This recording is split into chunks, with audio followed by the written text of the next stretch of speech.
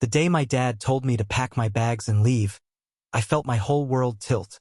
I was standing in our cramped living room, the one with the sagging green couch and a coffee table buried under old mail, when he dropped the bomb. His voice was quiet but heavy, like he'd been holding it in too long. "If you can't pitch in, Christopher, you don't belong here." Just like that, 24 years of calling this house home came undone. All because I said no to babysitting my stepmom's kid. But this didn't start with one argument. It's a mess that built up over years, and I'm going to tell you how I got here and how I fought my way out. My name's Christopher, and I'm 24. I've lived in this small town my whole life, in a modest house on a street where neighbors wave but still gossip. Growing up, it was just me and my dad. My mom died when I was 6, and for years, Dad and I were tight. He's a mechanic, rough around the edges but solid, with grease-stained hands and a booming laugh. We'd spend weekends fishing or yelling at football games on TV, like our cheers could win the game. But when I was 18, he met Jessica, my stepmom, and the ground shifted under us. Jessica's 35, sharp-witted, and always polished, like she's ready to charm a room even on a random Tuesday. She's not awful, but she has this knack for making you feel like you're falling short of some invisible standard. She moved in with her son, Eddie, who's 7 now, a lanky kid with messy brown hair and enough energy to power a small city. Eddie's from her previous marriage, and he's not a bad kid. Chatty, loves video games, and always asking a million questions. But I'm not his dad, and I never agreed to be his full-time babysitter. The trouble kicked off about a year ago. I just finished community college and was working at a hardware store, saving up to move out eventually. I dreamed of a small apartment in the city an hour away, somewhere I could start fresh. But Dad and Jessica were stretched thin. Her bank job didn't pay great, and Dad's auto shop was struggling after a big chain moved into town. They started leaning on me not for cash but for time. Jessica would ask me to watch Eddie after work so she could run errands or hit her book club. First, I was fine with it. I'd let Eddie play on my old Nintendo or watch him build Lego towers while I answered texts. But then it became constant. "Chris, just an hour with Eddie, please," she'd say. But that hour would drag into half the night. My free time vanished, and I was too wiped to do anything but sleep. I tried talking to Dad. One night, after Eddie was asleep, I found him in the kitchen, popping open a beer. "Dad, I'm not Eddie's parent. I've got my own life," I said, keeping it calm. He frowned, his eyebrows knitting together. "We're family, Chris. Families step up." I wanted to push back, but the disappointment in his eyes stopped me.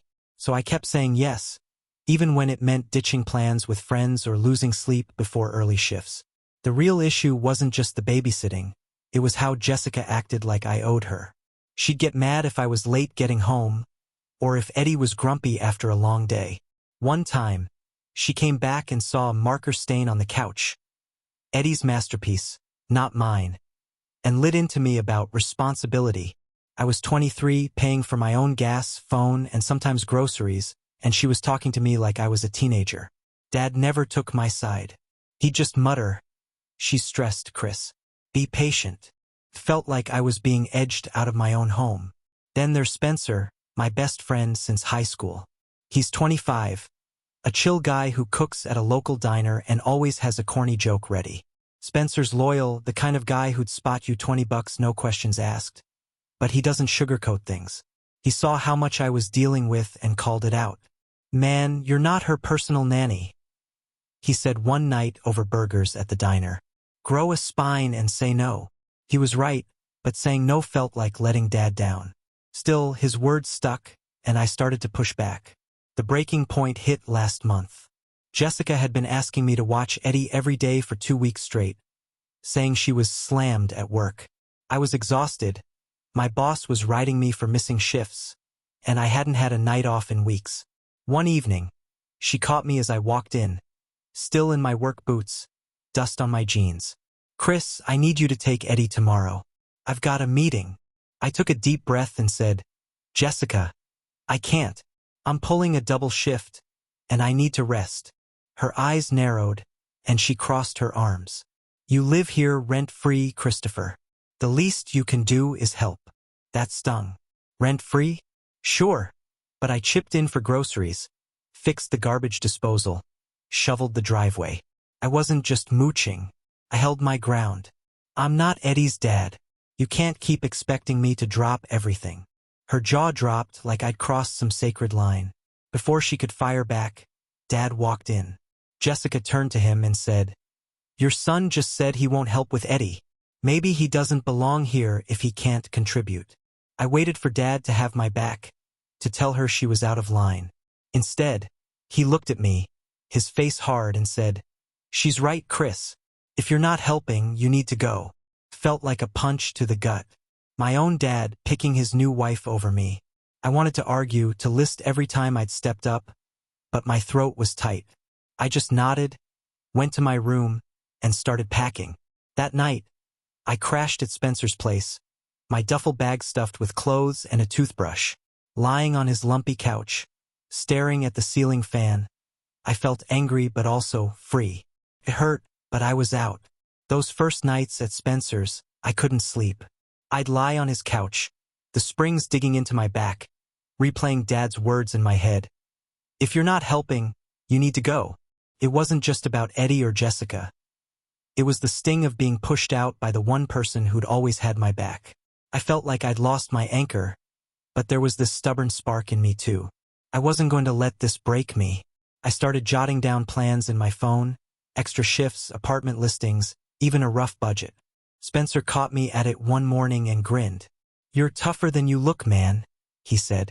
That stuck with me like a reminder I could rebuild, even if it was from scratch. I kept thinking about how things used to be with Dad, before Jessica and Eddie came along. When I was 16, we'd spend Saturday mornings at the lake, just the two of us, casting lines and talking about nothing, school, his old high school pranks, my dream of being a mechanic like him someday. One time, I hooked a fish too big for my rod, and Dad laughed so hard he nearly fell off the dock, steadying me as we reeled it in together. "You're my partner, Chris," he'd said, clapping my shoulder. That memory hit me hard now because that Dad felt so far away. I wanted to believe we could find that again, but I wasn't sure how to get there without losing myself in the process. The next few days were brutal. Spencer's apartment was tiny, and his roommate, Mike, wasn't happy about me camping out. I kept working at the hardware store, but I was off my game, mixing up orders and biting customers' heads off. The bigger issue was money. I had some savings, but not enough for an apartment deposit. I needed a plan, and I needed it fast. That's when Ashley, a coworker at the store, stepped up. She's 22, quiet but sharp, with a talent for cutting through chaos. We'd always clicked, swapping stories about rude customers or sneaking extra coffee breaks. When she saw I was a mess, she pulled me aside during a slow shift. "You look rough, Chris. What's up?" I spilled it all, Jessica, Eddie, Dad kicking me out. Ashley listened, then said, "You need your own place, but you should also talk to your dad. He's probably just stuck between you and Jessica." Her advice was solid, but I wasn't ready to face Dad. Instead, I focused on getting an apartment. Ashley helped me budget. I had about $2,000 saved, and she found a cheap studio just outside town online. The rent was doable if I skipped takeout and cut my streaming apps. The problem?